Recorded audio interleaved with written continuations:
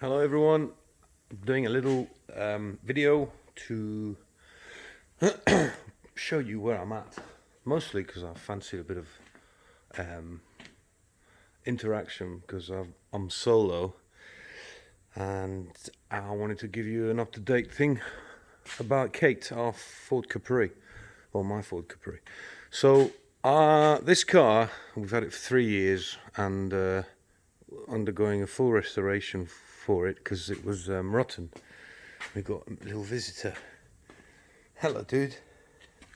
Come here, man. Say hello to our followers, dude. Yeah. Anyway, so it's been in this workshop in this area for 1.5 years now. Actually, getting 1.5 years, and finally some acceleration in the work.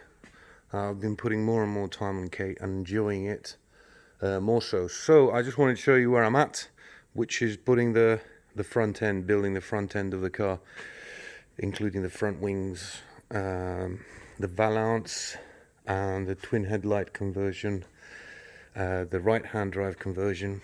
That's the panel I've pulled from our donor car and I've tacked it in place, and then I'm going to delete that.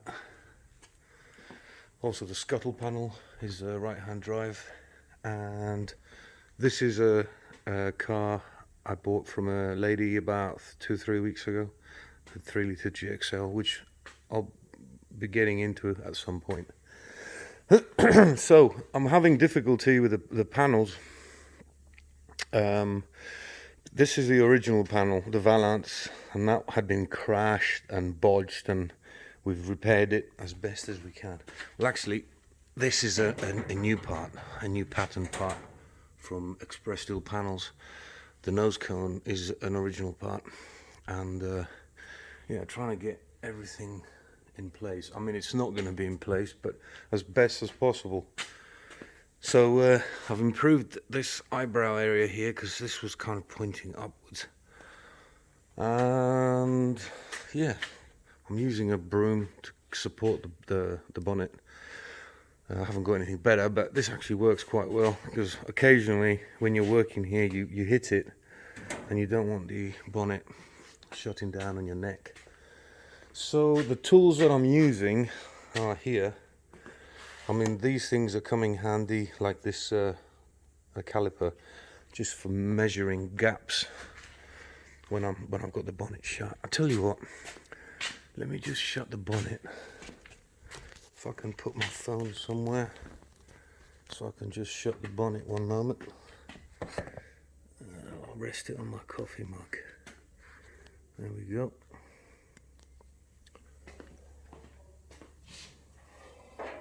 Broomhilda. Nice. There we go. And this is where I'm at the minute. The bonnet needs to come up a little bit, so I need to slacken the bolts, the hinges, to bring the bonnet up 3 or 4 mil, maybe not that much. Also, I've just marked this wing needs to come out a touch because the gap's too small there. Also, this wing needs to go back a touch, but then again, you know, I'm doing it one bit at a time because it could be that the bonnet needs to come forward, but I'm pretty sure it's the wing that needs to come back. Things like this, there's a big sort of discrepancy here. When I actually fit the panel, it raises it to a more acceptable level. And the same this side. This is a better fitting wing. It's got a nicer profile to it. There's a big clamp that I'm using to put the wing.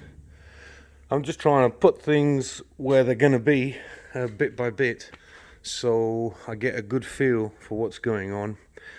Repair anything.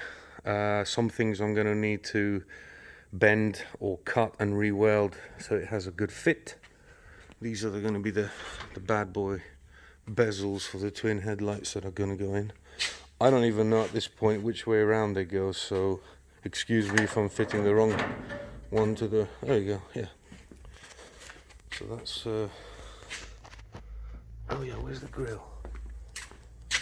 Where is one of the grills? I've got a few grills. That's one of the grills. Now which way does this go? Okay. I think this is Mel's grill for this one. This is a genuine twin headlight one. This one, I'm doing the 3 litre look-alike thing. Right, I don't even know if I've got this the right way around. That's how much I know. Come on, baby. Just stay there for us. For a minute. Yeah, whatever. Yeah, that looks hideous. Anyway, so, and for some of you that are new to the channel, that's the engine we've built, which is getting dusty. A nice little rally, just over 2 litres, rally engine Pinto to go in, Kate, and we got a limited slip diff, and I'm thinking to get the golden super light copies, the wheels, 13-inch or something like that. As far as the colour's concerned, initially I wanted to go bare metal, which is this sort of look across the car. Well, it's basically just bare metal and then just lacquer it. But I've had quite a lot of people saying that's probably not a good idea, and if that isn't a good idea, then I think I'm going to go for some kind of a glossy light grey colour, a little bit lighter than this thing here. This is a metallic grey, but that's quite dark. Yeah, I want it to be nice and light. You having a nice little snoop around, dude? Let's give him a treat. Come on, let's have a treat.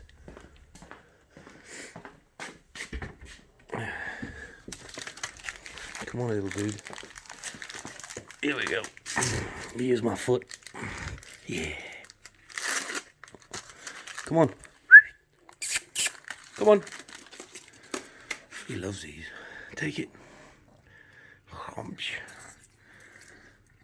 He doesn't like those. That's a little Flash from the estate. He pops in the evenings. So yeah, that's where we have it with Kate. Just to show you some more of the tools that I use.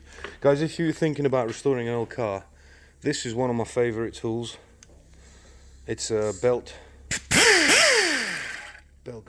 sander, belt grinder. I've got that one. And to get in tighter corners, I've got its smaller brother, another belt sander. Make sure you get the right size belts because there's quite a few different types. This here is a friggin' lifesaver. It's an air jigsaw thing. This can do some really good cuts. It's freaking noisy though. You need ear protection. This one here, these are all air tools, by the way. This punches holes in panels to allow you to spot weld them onto another panel. And this is what's known as a joggler. It puts I don't know, whatever you call it. It puts one of these shapes into a panel. I don't use that much. I do use this one. This is also good for porting cylinder heads, but also for tidying up welds in corners that you can't get in with any other method. This is a cool tool. This thing here is basically a ripper. Just cuts metal. It's a shear. I don't use that much. This thing here has got a lot of potential, which is a air disc cutter. Hasn't got lots of torque, but it's handy. What else have I got? And this one here, obviously, which is your drill, air drill, and wire brushes. This one's had it. It's gone a bit bald on one side. I use that a lot. This is probably, well, not probably. This is an incredible tool, a magnetic torch. Rechargeable. This I use. I'm surprised it's in the condition it is because I weld right next to it. I use this to see my welds where I'm at. What else do I use? Yeah, obviously clamps. Some big ass clamps. Oh, this is another kit, guys. Inexpensive, which is a dolly and hammer set. If you like working on panels, this is really good. Yeah, put like this. I call it an eyebrow. This eyebrow here. I improved it with that hammer set, getting into it. Obviously you're going to need a good compressor. Welding, now I want to talk quickly about my welder. Someone said to me, use 100% argon gas for welding, MIG welding that is. Use 100% argon gas, it's going to be brilliant. Well, I've tried that and it was very difficult to weld. So thankfully I abandoned that and went back to argon mix. What's it called? I can't remember what it's called. That is the Rolls Royce of gas for welding MIG. I'm telling you guys, after having a week's worth of suffering with the argon, pure argon, I went to that, and that has changed. I can weld like an artist. It's beautiful. But I thought, right, this tells you what this stuff is for, right? I thought it was 95% CO2 and only 5% argon, but it's apparently the other way around. So only 5% difference in a bottle has made an incredible difference. See, that's the one I had the trouble with. You can see, yeah, see that's 100% argon. And this is 95% argon with 5% CO2. And it's completely changed the game.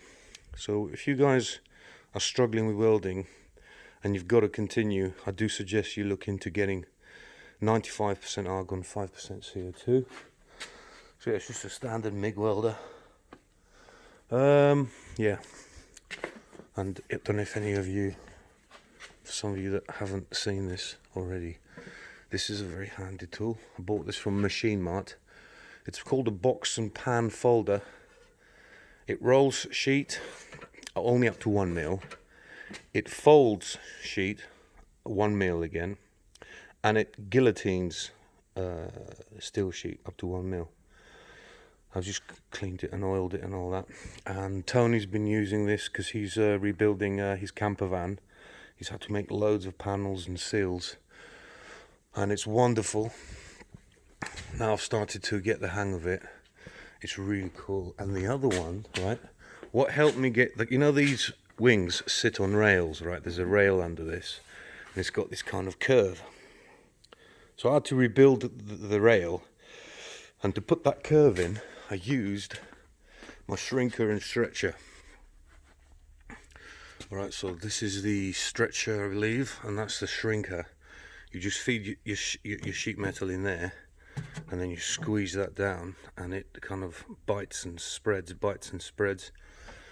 and that's how you get your sheet metal. You can manipulate sheet metal and, you know, do things with it that you wouldn't expect to be done.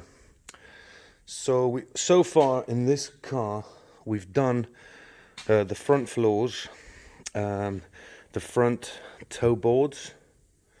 We've done inner and outer seal on that side with the help of Andy Whitehouse, aka Whitey. And in this side, I've only done the A-post, these rear panels here, half an inner and all of the outer seal. The other side had the whole inner and whole outer seal, and repair panels on these sections here, both sides. And I've fitted the rear end from the donor Capri. I didn't put a boot. If I'd known how difficult it would have been, I would have ordered a full boot. Obviously we put repair panels here and here. There's a lot of work gone into this, guys. A hell of a lot of welding and work. So what else? Yeah, repair panel here, doors need doing. And at the front end, yeah, we only kept the inner wings, or whatever they're called. That's that. Anyway, I just thought I'd just do a short video to say hi and to show you Kate. So I'm going to get cracking, and have a nice weekend, guys. Thanks for following us. Thanks for supporting us. And also, I looked at some of the videos I recently done, and I looked at myself and I thought, you look like a slob, dude. So I kind of felt a bit like I need to sort my attitude out. Otherwise people are going to think I'm a slob. I don't think I'm a slob, but it's got to be said. Every now and then you see yourself and you think you are something else, and you're not. you're something else. Anyway, so I need to make a conscious effort to be less slob-like when I'm doing videos. So yeah, this is a beauty back here. It's got to be this Capri. It's a 73 3-litre. What else? Oh yeah, guys, and always, if you like the video, give us a like and put a comment. I read all of them and I reply to many of them. And we also have some merch if you want to support the channel.